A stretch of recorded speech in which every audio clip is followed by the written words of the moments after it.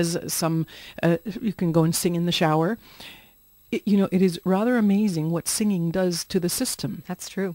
Definitely. Even if you sing like a dog. Some people might have to be careful how loud they sing, or they might have neighbors calling.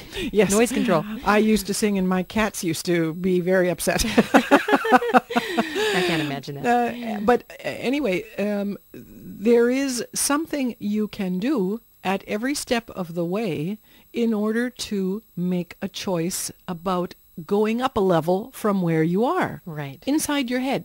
We're just beginning now inside your head and your feelings. Then it also will affect your organism because you'll notice there's more energy. I don't mean necessarily energy in the sense of running down the beach, but energy in the sense that you feel your body more alive rather than sort of this dead, weepy thing that you felt like when you woke up. Right.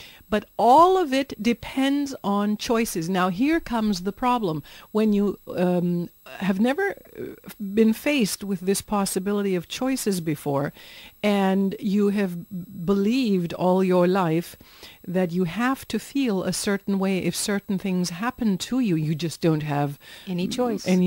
Because this is kind of what we're told.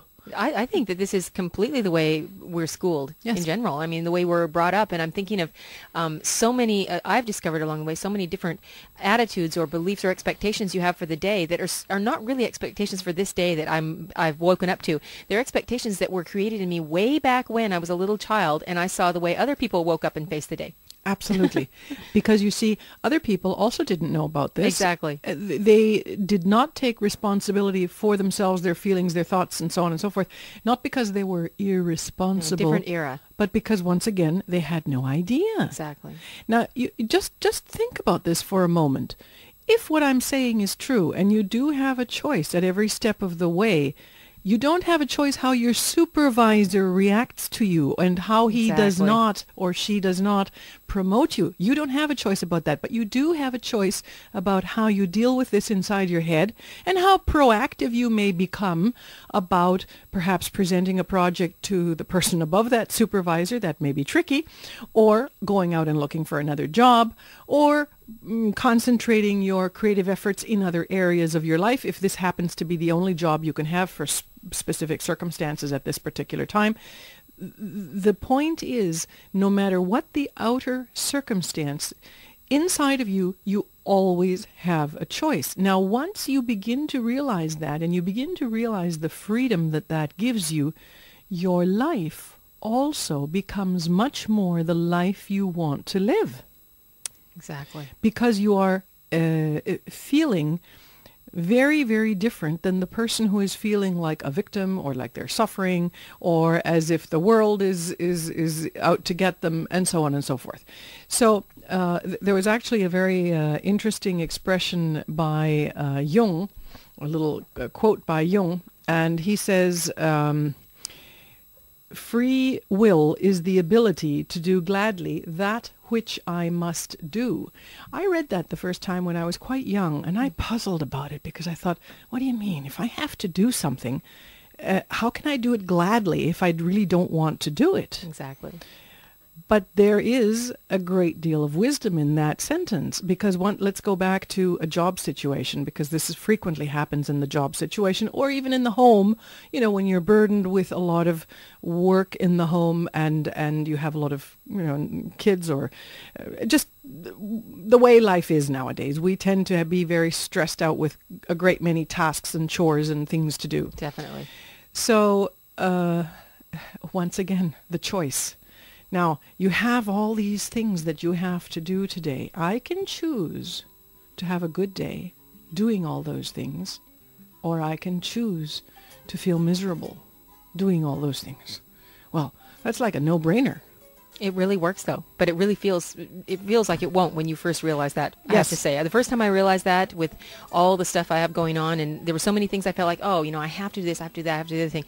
You feel trapped, but when you start realizing it, it's a battle, I think, to get out of that mentality that I don't have any choice. Yes. But even those have to things, you start evaluating, well, why am I really doing this? Because I really want B, so I have to do A. Well, then I do want to do A, don't I? Yes.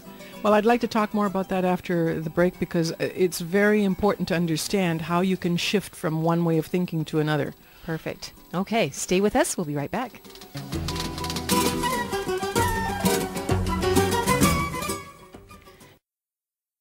And, living that life depends so much more on your inner attitude to all the things that happen to you in life than on the actual things that happen.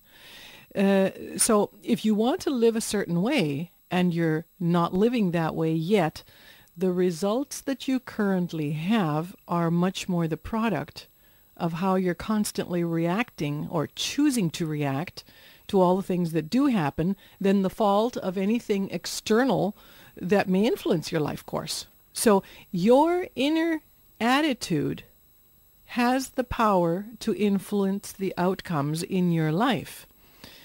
And of course, a lot of people to that would say, ha, ha. I was just going to say, this really puts the ball in your court. And there's a lot of people out there who say, oh, well, this is just a bunch of psychobabble. Of course. This Yes. isn't going to do it for me. I'm in too deep and I've got too many problems. And it's almost like they're in a cage. Yes, absolutely. And that is why you must look at this kind of change in your mind as the development of a new muscle. If you haven't done any kind of exercise, physical exercise, for a number of years, and you go back to the gym, or you start walking on the beach with me, or, deep in the sand, it's hard work, or you do any kind of physical exercise you care to mention, you know very well that at the beginning your muscles are going to protest enormously. A, you won't have much strength to do whatever it is that you're doing, and B, the day after you've done it the first time, everything's going to hurt, and you're really not going to be tremendously motivated to do it again, and so on and so forth. The same thing happens with this mental muscle, doesn't it? It will kind of hurt and strain a little bit at the beginning. Not only hurt and strain, it won't work properly. Oh, okay. So, the people that say psychobabble, or the people that say I'm in too deep, or the people that say, no, this is just the way I am, and I can't possibly do what you're suggesting because that may work for somebody, but it's not going to work for me. Those are the people to whom I say, recognize that this, as any other change in your life, requires a little bit of discipline and a little bit of time. But here's the good news. It doesn't actually require a long period of time. If you work at something, changing something in your mind, a way of behaving, a way of thinking, in a disciplined fashion, you typically get there in 3 weeks. Wow, that's not bad. If you do it daily, okay? 3 weeks will take you to the point where it has become maybe not easy, but it's more of a habit than not. In other words, if today you begin, for example, to work on this and you say, okay, well, I'll give it a try. And you begin to notice little bits and pieces here and there where you could be choosing differently than how you are choosing. Probably you won't notice any of these things at the moment you do them.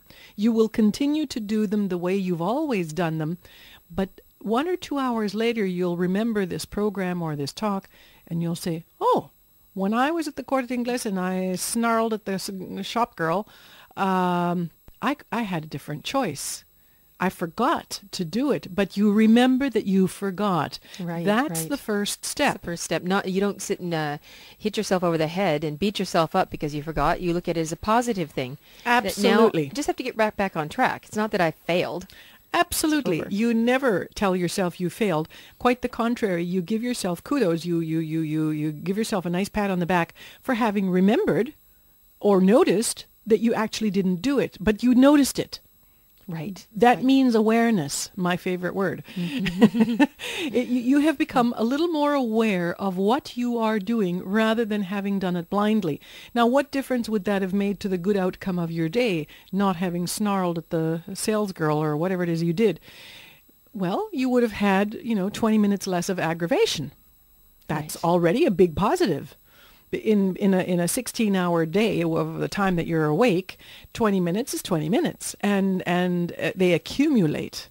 So if you spend 20 minutes being angry at the sales girl, and then you spend 2 hours being upset at work because of something your supervisor is doing, and you spend another few hours being upset because of what you have to do in your home, you're spending a big part of your day being upset. Exactly. I think it's interesting when you do start adding that up. I think anybody out there